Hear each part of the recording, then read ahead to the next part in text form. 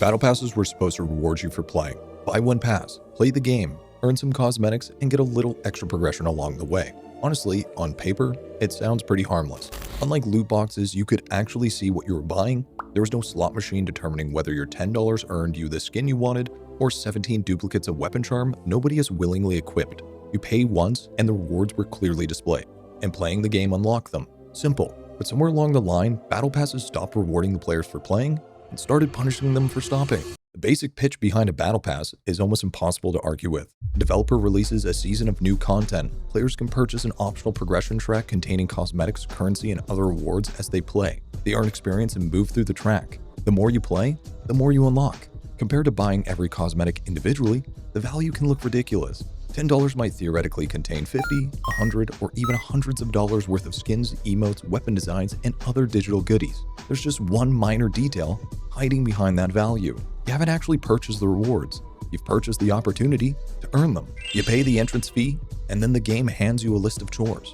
Win 3 matches. Get 20 eliminations with a weapon you hate. Play a game mode you normally avoid. Complete 7 daily challenges. Log in next week because the challenges you need aren't available yet. And suddenly, that makes a massive pile of value start looking less like a purchase and more like an employment contract. Except your employer is an assault rifle with neon flames painted on it. Battle passes rely heavily on perceived value. You open the menu and immediately see the premium rewards sitting beside the free ones. Every time you level up, the game reminds you what you would have earned if you had paid. Look at that skin. Look at those premium currency rewards. Look at this value you are leaving behind. It's essentially a store that follows you around while you play, periodically pointing towards the shelves and asking, "Are you sure you don't want this?"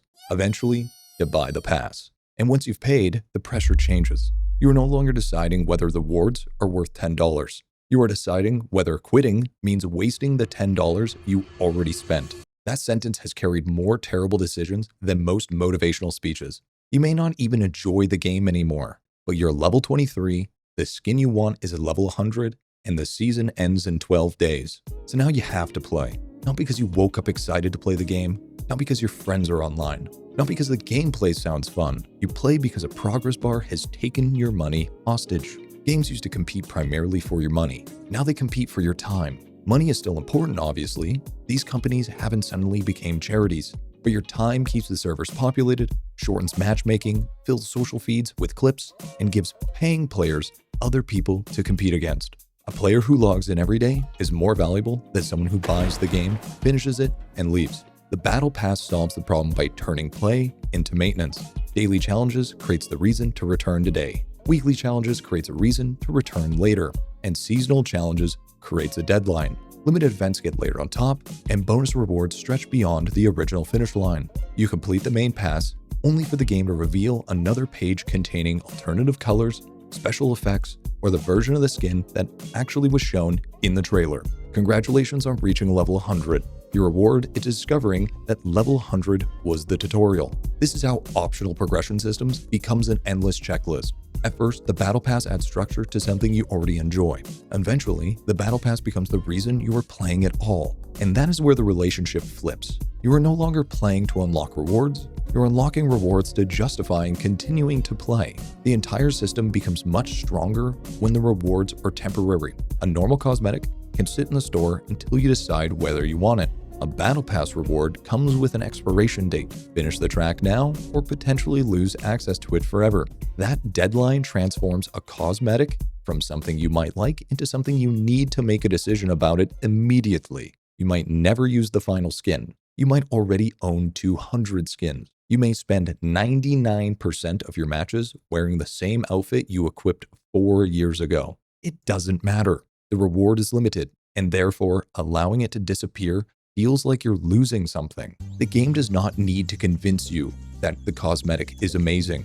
It only needs to convince you that future you might regret missing it. This is the fear of missing out applied directly to progression.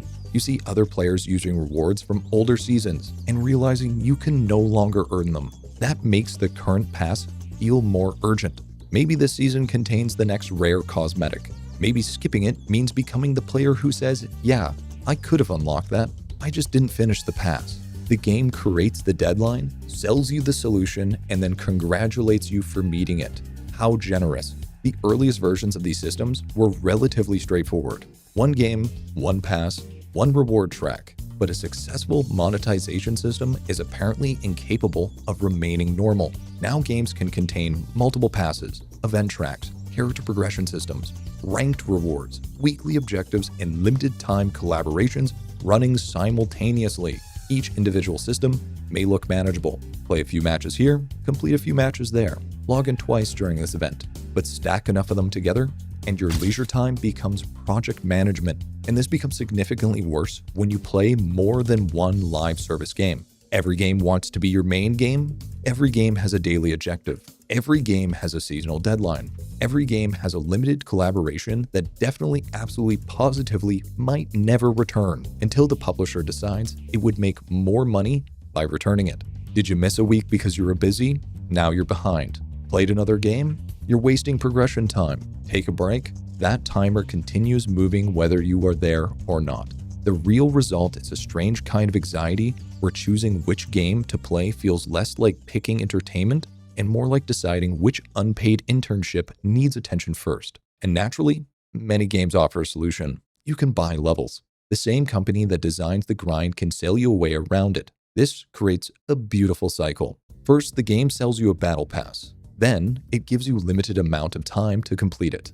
Then, it fills the time with repetitive challenges. Finally, if you cannot finish the work attached to the product you've already purchased, it offers to let you pay again. The grind is not an unfortunate accident sitting beside the monetization. The grind helps create the monetization. Make progression too easy, and players have no reason to purchase level skips. Make it too painful, and players stop playing entirely. So the system has to sit in that perfect middle ground.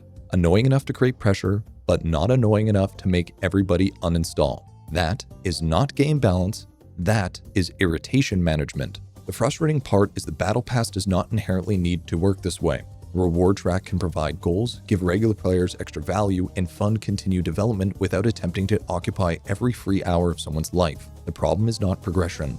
The problem is expiration. When a purchase pass disappears at the end of the season, the game creates artificial pressure that has nothing to do with the gameplay. Halo Infinite took a different approach by allowing its premium battle pass to remain available instead of expiring. Buy the pass, choose when to progress through it, and finish it without treating your evenings like a countdown sequence in an action movie. That single change transforms the system. You still have goals, you still earn the rewards, the developer still gets paid. But missing a week no longer feels like failing an assignment. Even Fortnite has softened some of its older exclusivities by allowing newer pass items to potentially appear in its store after a long waiting period. This system proves that endless urgency is a design choice. It's not a requirement. A $10 battle pass does not sound expensive, and financially, it often isn't. The real cost is the obligation attached to it.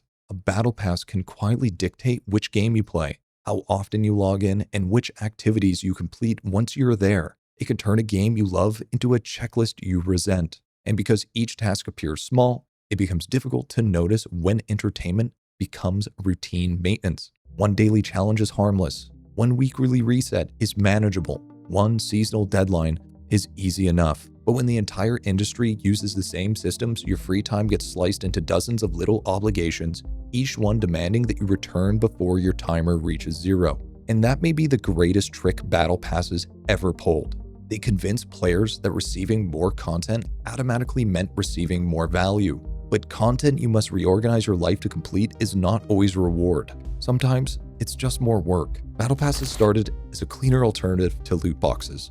You could see the reward, understand the price, and earn everything through normal gameplay. But as a publisher realized how effectively they could drive daily engagement, the system evolved. Progression became slower, reward tracks became longer, challenges became more specific, deadlines became more aggressive, and the pass stopped asking, "Would you like some extra rewards for playing?" Instead, it became asking, "How much time are you willing to sacrifice so the money you already spent doesn't feel wasted?" There is nothing wrong with enjoying a battle pass. There is nothing wrong with wanting the final skin. But the moment you log in because you feel obligated instead of entertained, it might be worth stepping back and asking one simple question. Are you playing the game, or are you working for it?